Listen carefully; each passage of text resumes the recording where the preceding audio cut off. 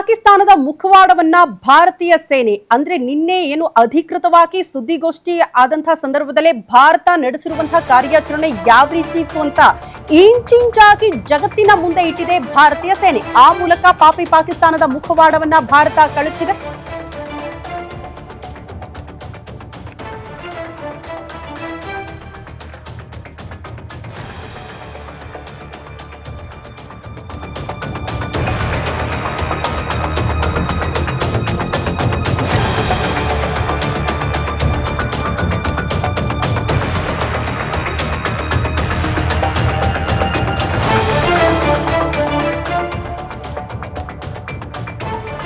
ಪಾಕಿಸ್ತಾನದ ಬುದ್ಧಿ ಹೇಗಂದ್ರೆ ಜಗತ್ತಿನ ಮುಂದೆ ತಾನೇನೂ ಮಾಡಿಲ್ಲ, ತಪ್ಪೇ ಮಾಡಿಲ್ಲ, ನಮ್ಮ ನಾಗರಿಕರನ್ನ ಗುರಿಯಾಗಿಸಿಕೊಂಡು ಭಾರತೀಯ ಸೇನೆ ದಾಳಿ ಮಾಡಿದೆ, ಹಲವು ನಾಗರಿಕರು ಸಮಸ್ಯೆಗೀಡಾಗಿದ್ದಾರೆ.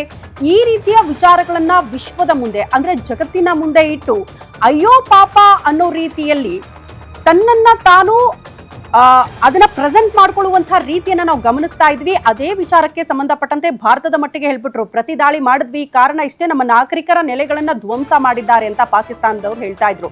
ಬಟ್ ನಿನ್ನೆ ನಮ್ಮ ಭಾರತೀಯ ಸೇನೆ ಸುದ್ದಿಗೋಷ್ಠಿ ಮಾಡಿ ಇಂಚಿಂಚು ಮಾಹಿತಿನ ಕೊಟ್ಟರು. ಆಪರೇಷನ್ ಸಿಂಧೂರ ಕಾರ್ಯಾಚರಣೆಯಿಂದ ಹಿಡ್ಕೊಂಡು ಪಾಕಿಸ್ತಾನದ ದಾಳಿ ಯಾವ ರೀತಿ ಇತ್ತು, ನಾವು ಯಾವ ರೀತಿ ಪ್ರತಿ ದಾಳಿ ಮಾಡಿದ್ವಿ ಅಂತ ಬಹಳ ಸ್ಪಷ್ಟವಾಗಿ ಹೇಳಿರೋದು. 9 ಉಗ್ರರ ನೆಲೆಗಳನ್ನ ಹೊಡೆದು ಹಾಕಿದ್ದೀವಿ, ಬದಲಾಗಿ ಅಲ್ಲಿನ ನಾಗರಿಕರ ನೆಲೆಗಳನ್ನ ಟಚ್ ಕೂಡ ಮಾಡಿಲ್ಲ ಭಾರತೀಯ ಸೇನೆ ಅನ್ನೋದನ್ನ ಬಹಳ ಸ್ಪಷ್ಟವಾಗಿ ಭಾರತೀಯ ಸೇನೆ ನಿನ್ನೆ ಹೇಳ್ಬಿಡ್ತು.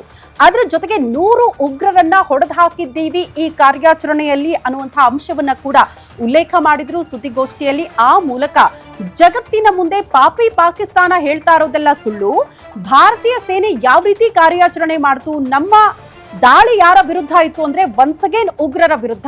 ಉಗ್ರರ ಅಡಗುತಾಣಗಳನ್ನ ಧ್ವಂಸ ಮಾಡೋದು ಮಾತ್ರ ಭಾರತೀಯ ಸೇನೆಯ ಟಾರ್ಗೆಟ್ ಆಗಿತ್ತು. ಆ ಟಾರ್ಗೆಟ್ ಅನ್ನ ಭಾರತೀಯ ಸೇನೆ ರೀಚ್ ಆಗಿದೆ, ಯಶಸ್ವಿಯಾಗಿ ಈ ಕಾರ್ಯಾಚರಣೆಯನ್ನ ಮುಗಿಸ್ಬಂದಿದ್ದೀವಿ ಅನ್ನೋದನ್ನ ಬಹಳ ಸ್ಪಷ್ಟವಾಗಿ ಹೇಳ್ಬಿಡ್ತು. 100ಕ್ಕೂ ಹೆಚ್ಚು ಡ್ರೋನ್ಗಳಿಂದ 25 ನಾಗರಿಕರ ನೆಲೆಗಳನ್ನ ಟಾರ್ಗೆಟ್ ಮಾಡಿಕೊಂಡು ನಿರಂತರವಾಗಿ ರಾತ್ರಿ ಇಡೀ ಪಾಕಿಸ್ತಾನ ದಾಳಿ ಮಾಡೋದಕ್ಕೆ ಮುಂದಾಯಿತು. ಬಟ್ ಎಲ್ಲವನ್ನ ಕೂಡ ಕಂಪ್ಲೀಟ್ ಆಗಿ ಉಡಿಸ್ ಮಾಡಿದೆ ಭಾರತೀಯ ಸೇನೆ. ಆ ಡ್ರೋನ್ಗಳನ್ನ ಹೊಡೆದು ಹಾಕಿದೆ ಅನ್ನೋದನ್ನ ಕೂಡ ನಿನ್ನೆ ಸ್ಪಷ್ಟಪಡಿಸಿದ್ದಾರೆ. A very diligent and microscopic scarring of the terror landscape across the borders and the identification of terror camps and training sites.